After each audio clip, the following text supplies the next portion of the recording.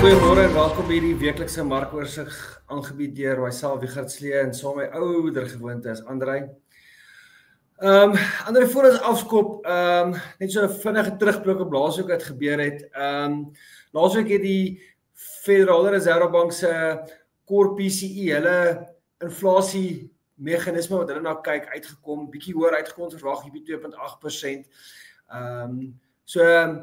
Soos ons gesê het, inflasie bietjie hoër in Amerika en as bekommernis en hulle verwagting om inflasie laasweek het hoër uitgekom. En ons het die week toe afgesluit met die rand actually op die voorvoet. Maar hier kort na 4 Vrydagmiddag het daar 'n paar hoogte nuushooftrekke uitgekom wat gesê het daar is probleme in Suid-Afrika oor die begroting en die DA en die ANC kan nie tot 'n vergelyking kom oor die begroting wat goedgekeur moet word hierdie week nie. So, kom ons kop af met waar ons uitgeëindig het Vrydag oor die regering van samewerkende eenheid, wat toe nie heeltemal so samewerkend is nie, oor die naweek wat gebeur het en waar ons vanoggend staan, Andrei. Ja, Wiegert, baie dankie. Jy het 'n lekker opsomming gegee van wat ons hier gaan bespreek. So, ek het verskeie kere al gesê, wanneer hulle praat van 'n regering van nasionale eenheid, wat ek gesê het, daar is geen eenheid nie. Dis 'n regering van nasionale samewerking. Nou, daar verskil ek so 'n bietjie van jou, Wiegert. Dit is 'n regering van samewerking. Hierdie Vrydagmiddag nuusberigte wat uitgekom het, het net vir ons gesê, daar's geen eenheid nie. Daar is nie eenheid nie, daar gaan nooit eenheid wees nie, en ek dink nie ons moet enige illusie daaroor hê nie. Maar dat hulle gaan saamwerk, dit dink ek is inderdaad so. Nou, as ons gaan kyk, dan het Cyril Ramaphosa gesê, ons gaan Sondag weer praat, en hulle het gister weer gepraat. Die DA het gisteraan, het hulle uitvoerende komitee, ek weet nie, wat noem hulle eintlik daai gesaghebende, die topstruktuur van die DA het ook gisteraan vergader.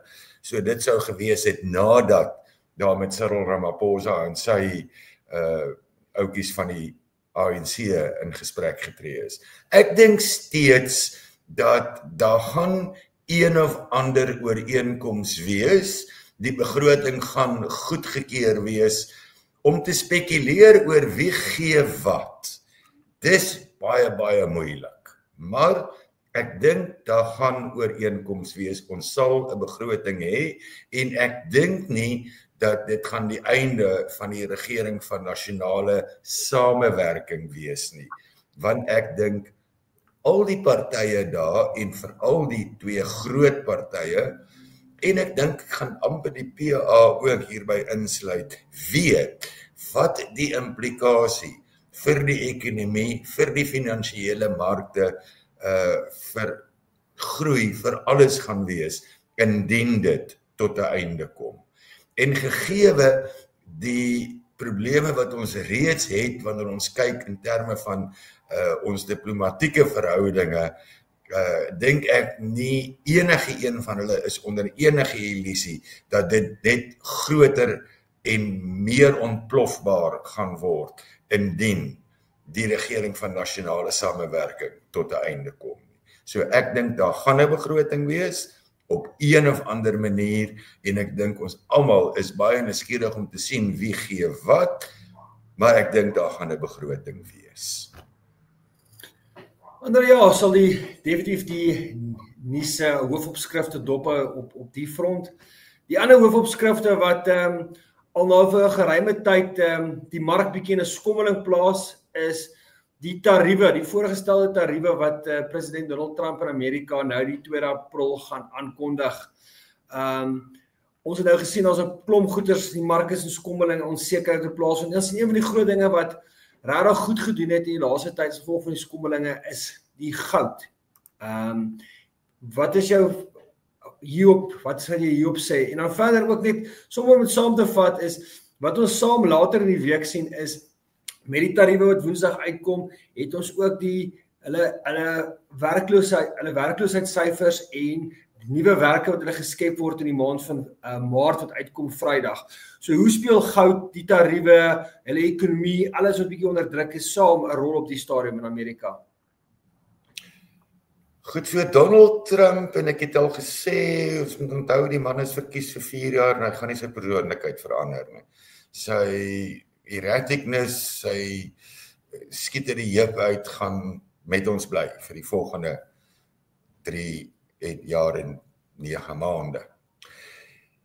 En die tariewe is 'n ding wat die hele wêreld op hol het. Die grootste ding wat die wêreld op hol het, is nie net die tariewe wat hy gaan instel nie, maar die effek van wêreldekonomieë en groei en rentekoerse en dis meer as daar 'n volskaalse oorlog ontstaan en die ander lande begin ook tariewe instel op Amerikaanse uitvoere. So dit skep groot onsekerheid. Hoe groter die onsekerheid, hoe meer trek beleggers en ek en jy, die gewone verbruiker, klein koppie in terme van ons spandering. Wat gebeur in Februarie en in Maart? Wel, die ouens wat weet hier kom tariewe, voer 'n klomp goed in. Hy bou met ander woorde sy inventories, sy voorraad bou hy op deur grootskaal in te voer voordat tariewe ingestel word. En dit dink ek skep op die kort termyn 'n redelike klompie poste. Ek weet nie hoe volhoudend daardie poste is nie. En daar was ook great teenstand teen al die afleggings van veral meneer Elon Musk en sy effektiwiteitsbestuur van regeringsinstansies, daai Doge departement van hom met sy klomp jong technocrats. En dit veroorsaak dat daar so 'n bietjie 'n verstadiging was in die aflegging van mense. En dan soos ek die invoere en die opbou van voorrade skep weer poste, wat beteken dat jou Maart maand werkskepingssyfers dalk so 'n bietjie kan styg en goed lyk, maar ek is nie so seker of dit ten volle volhoubaar is nie, en gaan 'n audit moet sien na gelang van die instel van tariewe, en dit weet ons nou gebeur nou hier volgens die Amerikaanse regering op die 2 April, wat dit aangekondig word, en dan gaan ons sien hoe dit uitspeel, en dan gaan ons sien wat is die, ek weet nie wat is die Afrikaanse woord nie, die retaliation van ander lande van die tariewe wat ingestel word op hulle, en hoe wyd dit uitkring. Ons gaan ook sien meneer Trump op hierdie stadium redelik geïrriteerd met meneer Putin en meneer Zelensky oor die skietstilstand wat hy graag wil beding, en hy raak 'n bietjie gefrustreerd met hulle. So, ons gaan ook sien hoe moet dit uitspeel, want dit het ook 'n impak. Veral indien hy sanksies sou instel op olie-invoere van Rusland, en dan sê hy baie duidelik dat as enige iemand van Rusland se olie sou invoer, sou hulle glad nie met Amerika kan besigheid doen nie. So 'n baie wye impak, en ons moet sien hoe dit uitspeel oor die volgende 2-3 weke. Andre, en dan laastens gaan ons afsluit, oudere gewoonte om te kyk hoe die rand verhandel op die stadium. Ons het gesê, ons het Vrydag 'n paar bokspringe gesien, maar hoe lyk die vooruitsigte van die rand? En as ons na die grafiek kyk, kan ons sien, die rand is hierso tussen die 100 dag en die 200 dag bewegende gemiddeld, wat die 1810 tot 1840 band is. So, wat verwag ons van die rand? 2 April 'n belangrike datum. Nie net belangrik in terme van tariewe deur meneer Trump nie, ook 'n baie belangrike datum, want dis die datum waarop daar nou meer uitslag vir ons gaan wees oor ons eie begroting plaaslik. So beide van hierdie goed kan 'n baie groot impak hê.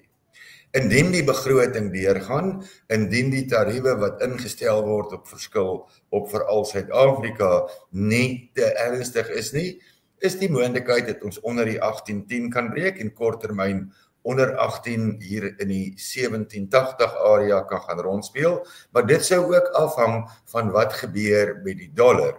Beweeg ons na 109, 110 toe, of beweeg ons na 107.50 toe. So, baie volatiele periode.